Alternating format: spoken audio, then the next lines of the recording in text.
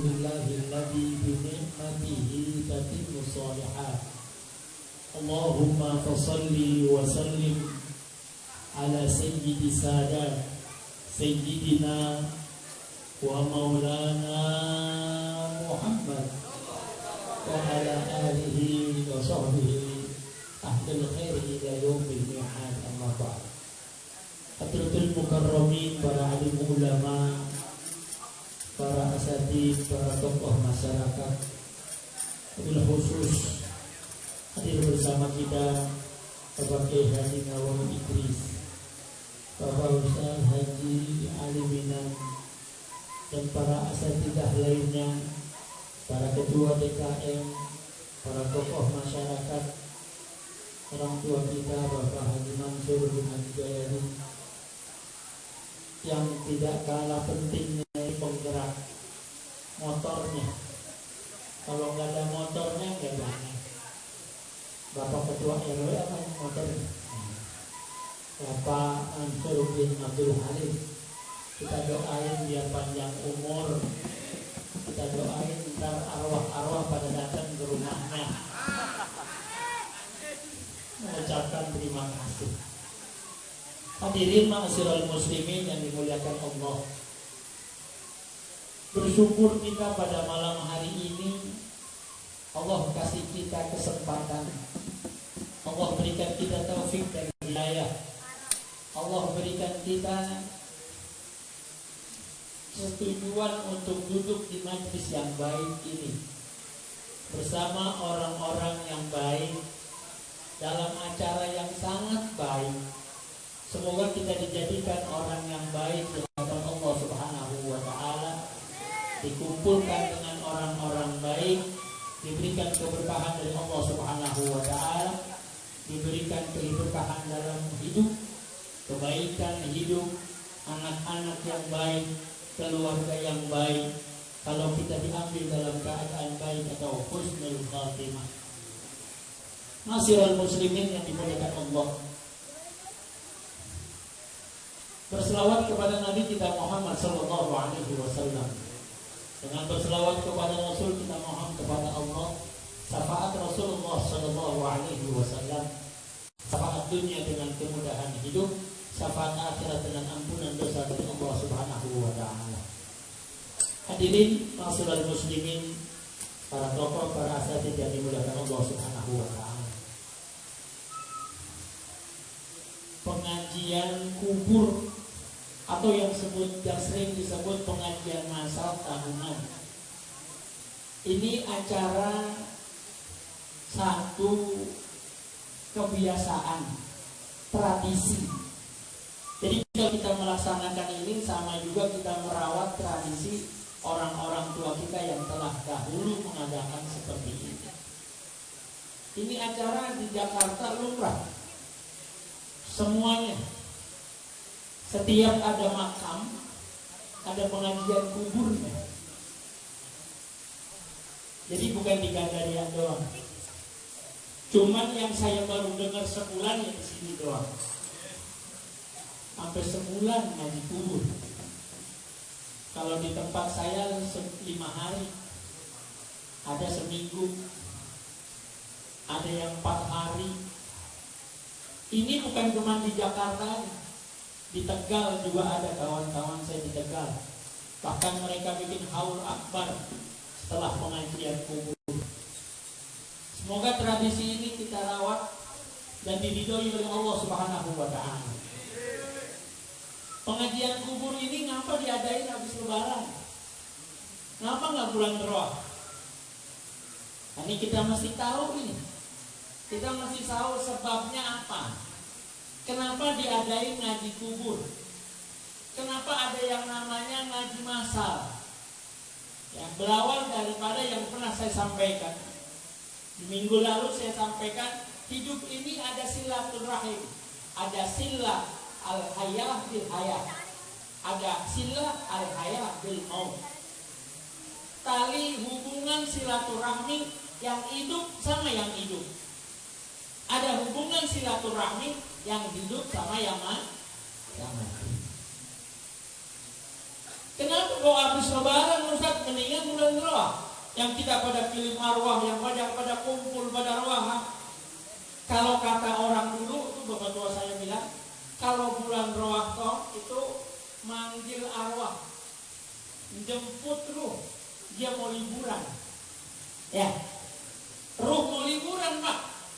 Karena bulan puasa nggak ada kubur, ruh mau liburan. Siapa yang masih ingat sama orang tuanya? Makanya dia bikin ruahan. Bikin ruahan nggak kayak orang sekarang. Ayo bikin ruahan bareng-bareng. Kagak. Orang dulu bikin ruahan semuanya di rumah masing-masing. Kenapa? Biar ngingetin ini rumahnya bapaknya yang dulu. Kalau dia pulang silakan dia pulang. Ini namanya jemput Nah kalau kita ini malam takbiran kan pada bikin ruahan lagi tuh. Ya, habis maghrib ada yang habis isya.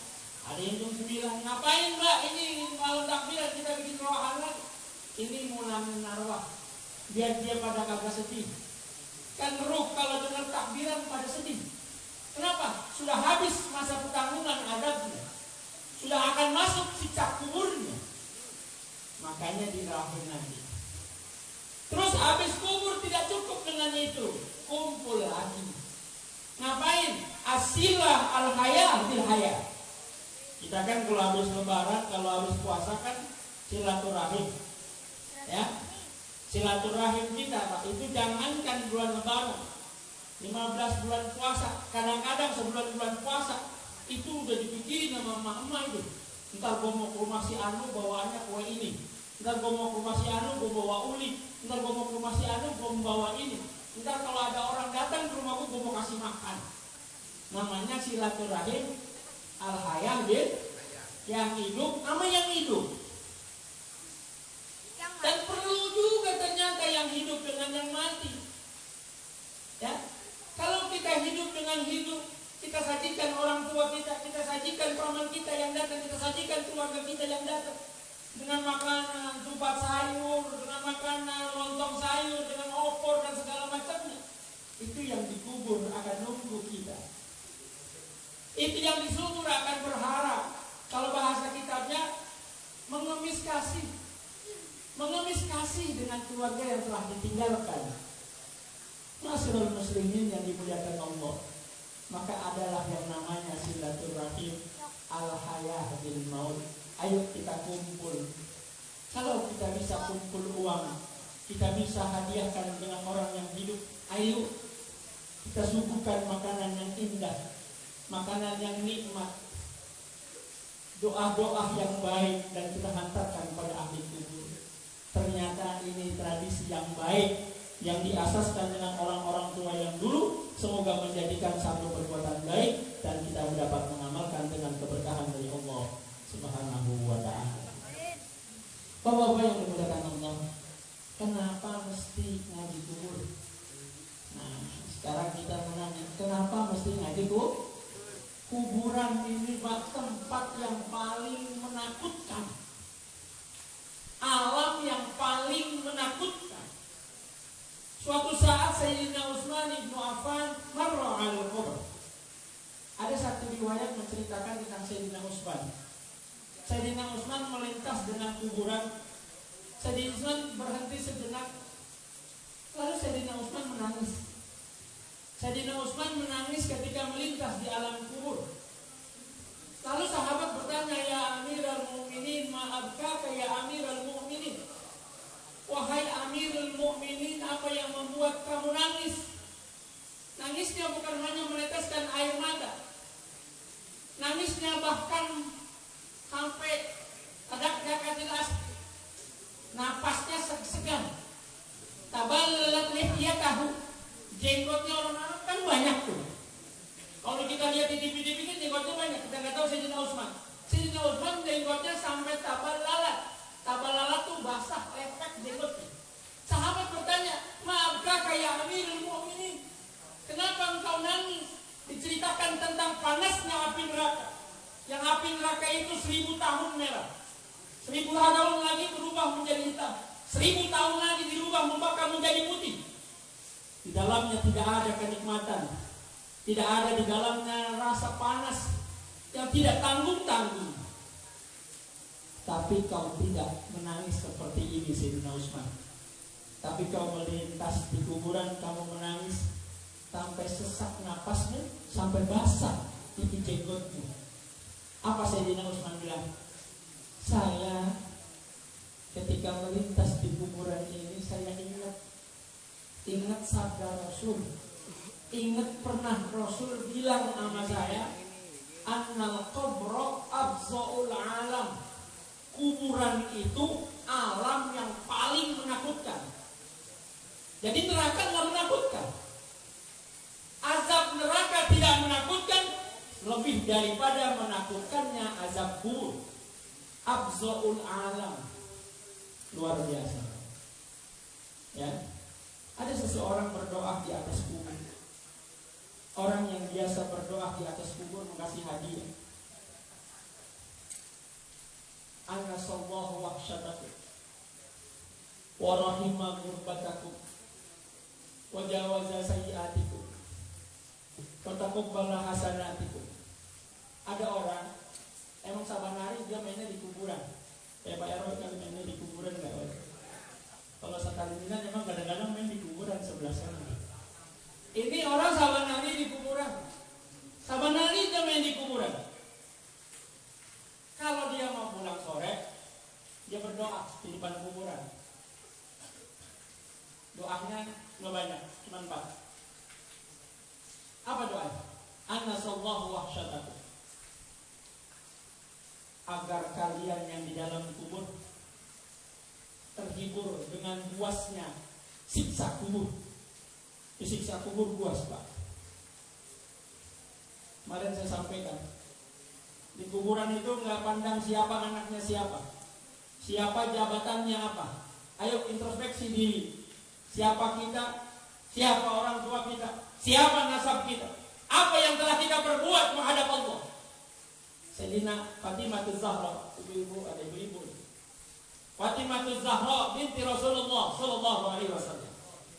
Manusia paling mulia. Kata Rasulullah, nanti kamu akan jadi bidadarinya surga. Ketika dibawa oleh Abu Dzar Ghifari, digendong sama anak Hasan wal Husain, Sayyidina Ali di atas kubur, Abu Dzar Ghifari bilang, kuburan, kamu tahu siapa yang saya bawa saat ini? Yang saya bawa ibunya Hasan wal Husain, yang saya bawa istrinya Sayyidina Ali, yang saya bawa bintu Rasulullah Sallallahu Alaihi Wasallam. Kata kuburan, dia dengar dalam telinganya, ma'ana bimaudil hasbi wan nasbi. Aku bukan tempat siapa anaknya siapa jabatannya apa, tapi aku tempatnya amal. Kalau mati tanpa amal, siap-siap. Ada riwayat itu kalau kencingnya aja seperti kuda besarnya. Kudanya kayak apa? Ularnya itu, Pak, ada di Madinah Munawwarah. Kutipan kitab Habib Salim bin Abdullah bin Umar Asy-Syadzili. Ya. Suatu saat ada orang meninggal dunia, kencingnya mau nguburin. Kencingnya nguburin, dompetnya ditaruh di sini nih, di kantong atas. Lagi dia mau maculin, ini dompet KTP isinya jatuh ke dalam. Dompet isinya jatuh. Yang nggak sadar lagi ngumpulin, ya, sampai di rumah dia pikirin itu kartu semuanya di dalam kecebur. Kalau di Madinah, kalau di Saudi kagak punya identitas, bisa dicabutin ini kuku. Akhirnya dia datang kepada tempat baki kuburan yang dekat Rasulullah Sallallahu Alaihi Wasallam. Izin mau ngambil, diizinin, tapi disaksiin sama ulama-ulama di kota Madinah, termasuk Fadilatul Syekh Al-Habib Salim bin Abdullah bin Umar Syakir. Ketika lagi digali di kuburan, dapat separoh lagi digali, baru separoh digali, kuburannya bergerak. Akhirnya semuanya mundur naik, ternyata digerakin, diangkat. Apa yang ngangkat? Ular besar. Ini orang yang di kuburan lagi dililit ular besar, kepalanya lagi dimakan sama ular besar. Kata Syekh di kota Madinah, tutup. takut ada fitnah. Ditanya, ma asoba biwaladak, anak muda yang meninggal kebetulan anak muda, yang umurnya kuncinya. Ditanya, apa yang kebetulan terjadi oleh anakku wahai kesana? Kata bapaknya, tarik musola, anak saya ini sering ninggalin sholat. Allahu Akbar walillah. Nah, Fatimah Zahra, seorang anak muda, tidak berhenti di situ. Umar bin Abdul Aziz khalifah setelah Khulafaur Rasyidin. Ya. Yang saya ceritakan tempo waktu itu, siapa Umar bin Abdul Aziz khalifah? Kerabatnya meninggal. Kerabatnya meninggal ketika dia datangin ke rumahnya sudah dibawa ke musola. Didatangin ke musola sudah dibawa ke kubur. Didatangin di atas kubur sudah masuk liang lahat. Di atas liang lahat dia berdoa, mohon doain saudaranya. Diangkat tangannya. Ketika diangkat tangannya, apa yang terjadi? Dia menangis. Bingung sahabatnya, wahai Amirul Mukminin, engkau seorang Amirul Mukminin, engkau sudah tahu takdir Allah dengan tempo kematian yang semua kita akan menjalaninya. Kenapa kamu sedih, Amirul Mukminin? Kata Umar bin Abdul Aziz, aku tidak sedih lantaran aku tidak melihat keluargaku, tapi ketika aku berdoa, terhentik di telingaku bisikan dari dalam kubur menyatakan, jangan kau tanya keluargamu yang ada di dalam di sini.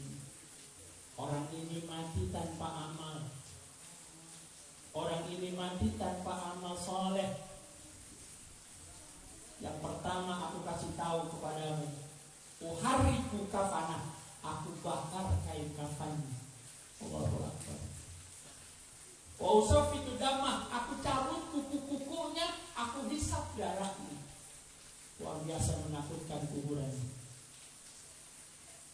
Ini kubur yang harus kita tahu afdhalul alam. Sampai Sayyidina Utsman menangis. Kenapa kita ngaji kubur? Kita nolongin keluarga kita. Kalau saat kecil kita ditolong, saat kecil kita dibantu oleh orang tua kita, kakek kita, nenek kita, kerabat kita, saatnya kita bantuin mereka yang sedang tidak bisa apa-apa di dalam kubur. Afdhalul alam, kubur. Sayyidina Utsman menangis. Ada lagi riwayat yang lain dan lain. Maka dari itu, kuburan ini bagaikan satu tempat yang dia bisa mengecil dan dia bisa melebar,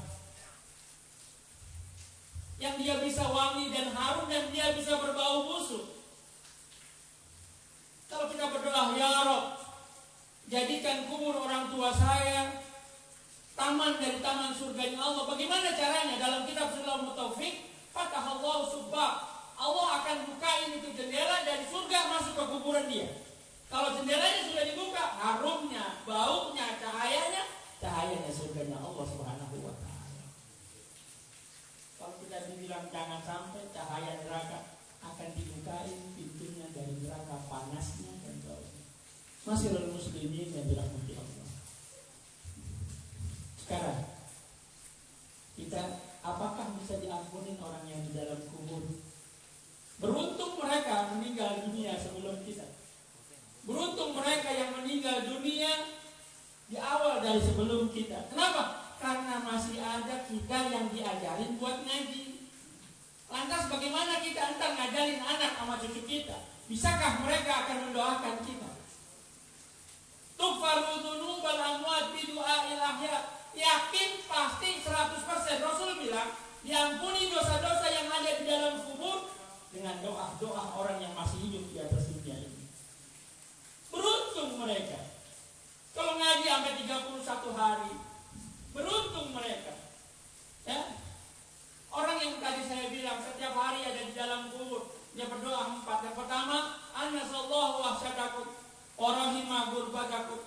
Ya Allah, kasihi kesendiriannya, keasingannya. Orang yang dikubur diasingkan.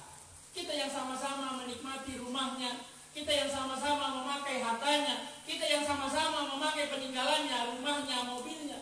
Mereka diasingkan.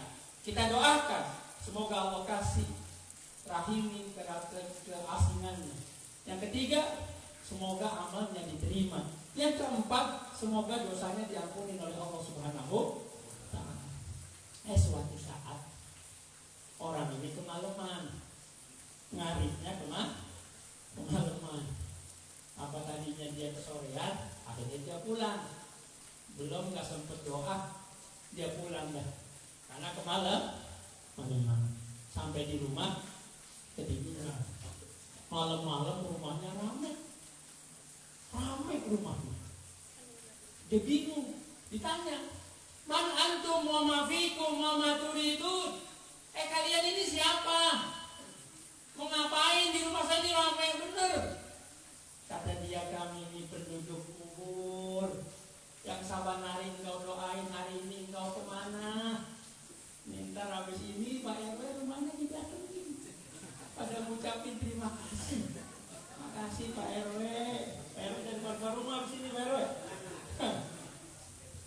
Anasallahu aksatakum. Mereka terima kasih. Mereka terima kasih sama yang doain. Kalau kamu doakan kami, ibarat kata pagi hari ini makan kenyang, sampai antar sore lagi, sampai besok sore lagi, sampai engkau doakan lagi, sampai engkau doakan lagi. Jadi yang kayak gini bagian asupan suplemen makanan buat orang-orang tua kita. Masyaallah muslimin yang dirahmati Allah. Ini persembahan kita buat orang-orang tua kita yang meninggal dunia. Semoga orang-orang tua kita diampuni dosanya ya Allah Subhanahu wa Ta'ala. Sekarang bagaimana kalau kita? Sekarang bagaimana kalau kita? Bapak yakin kalau mati didoain sama anaknya? Hah? Bapak yakin nanti 10 tahun, 5 tahun lagi masih ada nggak dikubur? Alhamdulillah. Sekarang ini kita perlu bentengin diri. Ya, jangan bingung-bingung, Pak. Kita ini harus bentengin diri. Jangan berharap sama yang lain, jangan. Ini kita harus bentengin diri. Ya, jangankan kita ditalkinin aja belum tentu. Jangankan ditalkinin, ngajiin aja, ngajiin semuanya udah banyak. Ya, saya lagi datang takziah. Ini kok suara Qurannya enak banget. Saya pikir anaknya ngaji, handphone di sebelah mayatnya. Handphone sebelah mayatnya, handphone. Murotal. Anaknya kemana? Anaknya di handphone ditaruh bapaknya ngaji. Gimana? Hah? Apakah akan seperti itu? Akankah kalau kita mati meninggal dunia kita akan ditalkinkan? Iya, kalau kita mati lagi ditemenin. Kalau lagi sendirian kayak masa zaman Covid, dimandiin kagak, disolatin kagak, dikafanin kagak, meninggal dunia dibungkus pakai spray. Hah? Artinya apa? Artinya kafan yang puluhan ribu, ratusan ribu, bahkan kapan jutaan, tidak ada maknanya. Artinya apa? Kembang yang 7 rupa, air mawar yang mahal, tidak ada maknanya. Kenapa? Karena sama-sama meninggal dunia. Ya. Ada yang meninggal dunia, ada yang nekat anaknya dibongkar itu petinya. Ada yang nekat, ada yang nekat dibongkar petinya. Badannya udah bau pesing. Hah? Langsung dikuburin bau pesing. Artinya apa? Artinya kain kafan, minyak wangi, air mawar tidak ada manfaatnya kalau kita mati tak ada bawa amal. Ya. Kalau kita lihat tempo waktu, dikuburin pakai spray, dibungkus pakai plastik, bongkar, itu badan udah sama nyampur, kotoran, air, kencing semuanya nyampur. Ya. Ustaz, itu malaikat bagaimana? Itu malaikat itu cuma jasa. Yang disiksa cuma bukan jasa. Biarin jasad kita penuh dengan kotoran. Biarin jasad kita dibungkus pakai apapun. Tapi ruh kita punya amal soleh di hadapan Allah Subhanahu. Ayo kita siapin ini, menikmahnya ini. Ya. Syukur-syukur kalau kita meninggal dunia ditalkinin, ditemenin sama yang lain. Ya.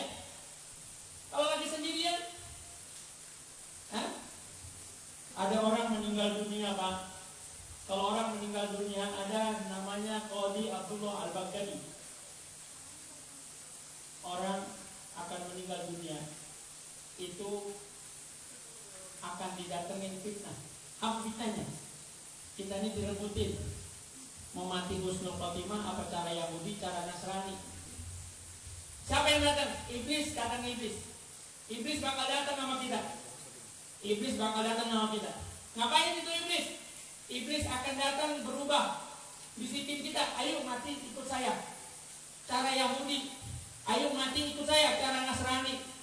Kalau kita nggak punya orang yang bisikin kita, atau kita tidak punya kekuatan iman, kita mati dalam keadaan Nasrani atau Yahudi.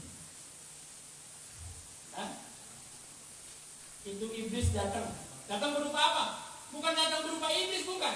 Dia akan datang pertama seperti datangnya orang tua kita yang mati duluan. Ya, datangnya berupa kakek kita yang mati duluan. Bapak-bapak kan pernah dengar tuh, asal orang lagi sakaratul maut atau sakit udah kelamaan, dia ngomong gini sama kita, bapak gue udah datang. Ada nggak? Ada mama gue udah datang. Itu bukan emaknya, bukan bapaknya, itu iblis. Ngapain? Dia akan bisikin, kita mati atas Nasrani, ayo mati ikut saya. Datang lagi teman kita, datang lagi dia berupa orang yang kita cintai, dia ngajak kita mati bukan dalam keadaan Islam. Makanya kita ini hidup harus selalu menguatkan iman pada Allah Subhanahu Ta'ala. Makanya diajarin kita talqin. Suatu saat ini talqin, Pak talqin ini diajarin Baghdadi sama Al-Habib Muhammad Abdullah Baghdadi. Mimpi ketemu Rasulullah, orang Irak. Rasulullah mukanya pucat. Ditanya sama Abdullah Al-Baghdadi, ya Rasulullah, baginda Nabi, kenapa mukamu pucat? Rasul bilang, semalam meninggal dunia manusia sebanyak 500 orang, 498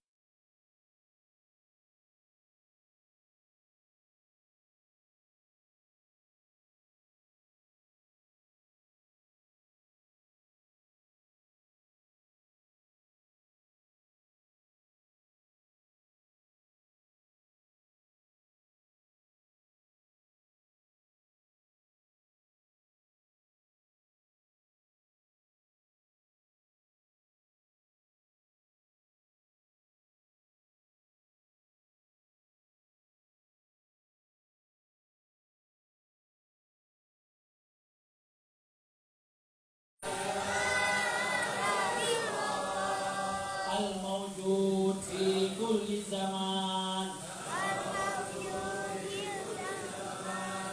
La ilaha illallah al-mawjud fi kulli zaman. Yang kedua,